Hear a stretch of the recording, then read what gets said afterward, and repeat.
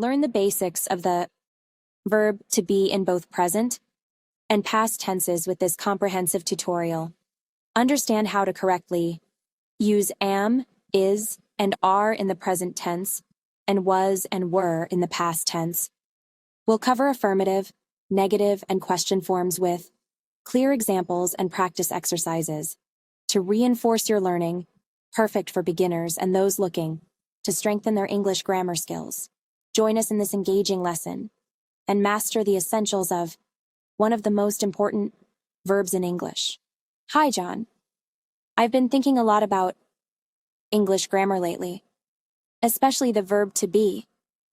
It seems simple, but there are so many aspects to it. Can we discuss its use in the present and past tenses? Of course, Emily. The verb to be is indeed one of the most important verbs in English. Let's start with the present tense. In the present tense, to be has three forms: am, is, and are. Right.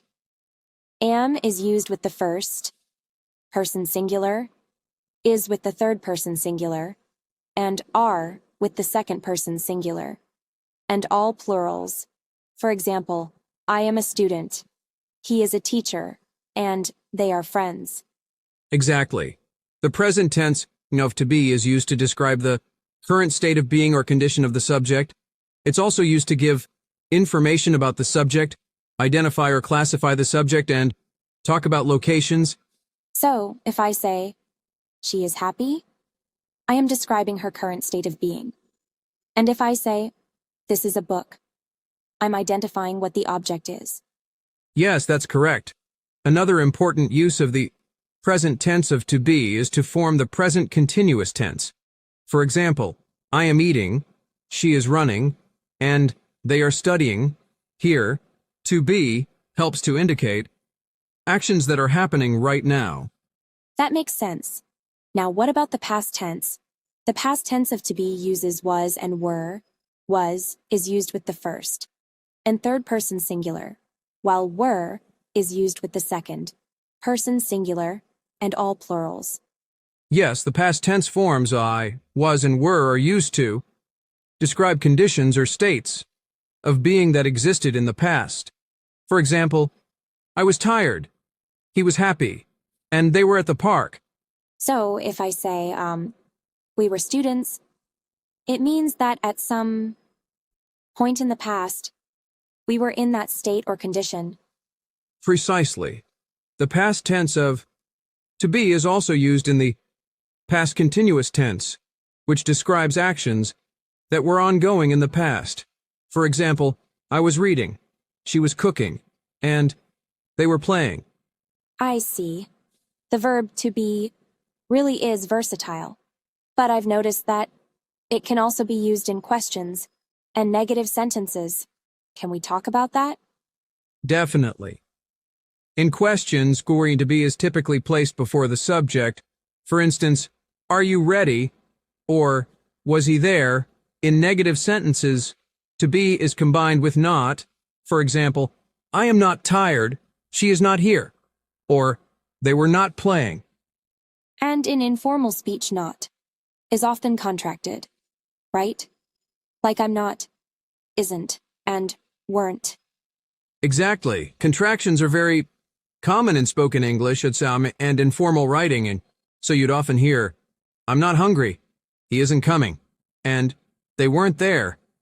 That's very helpful. Can we discuss some common mistakes that people make with the verb to be? Sure. One common mistake is using the wrong form of to be with the subject.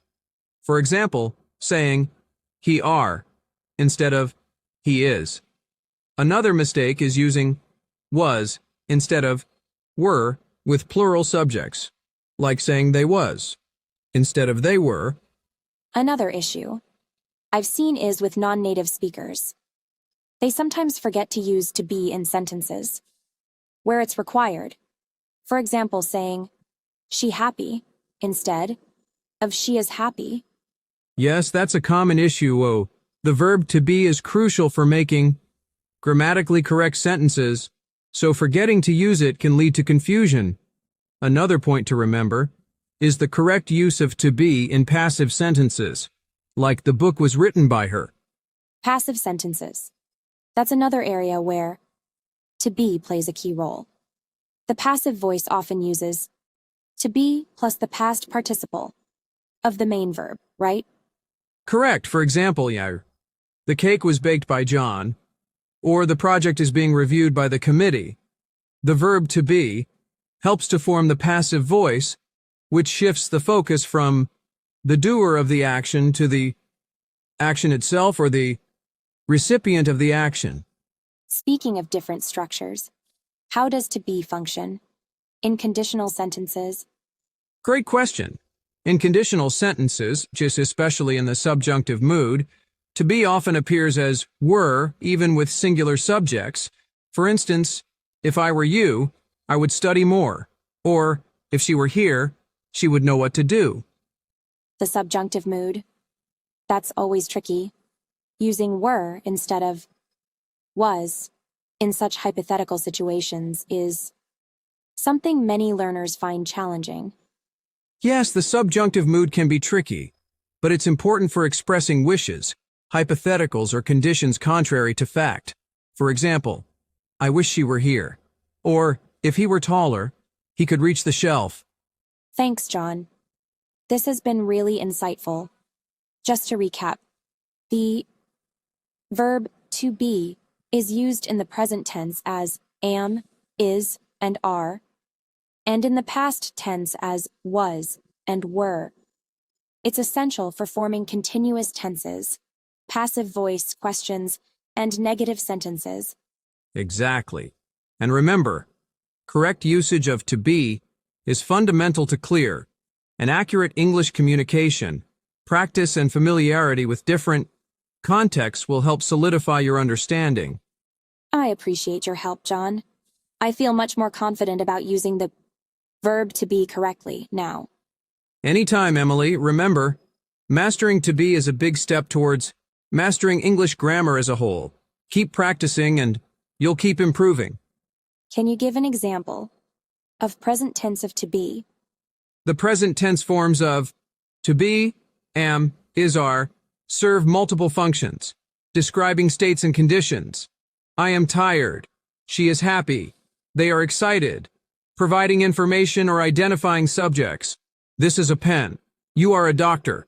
Locating subjects. She is at home. We are in the park. Forming present continuous tense. I am studying. He is running. They are playing.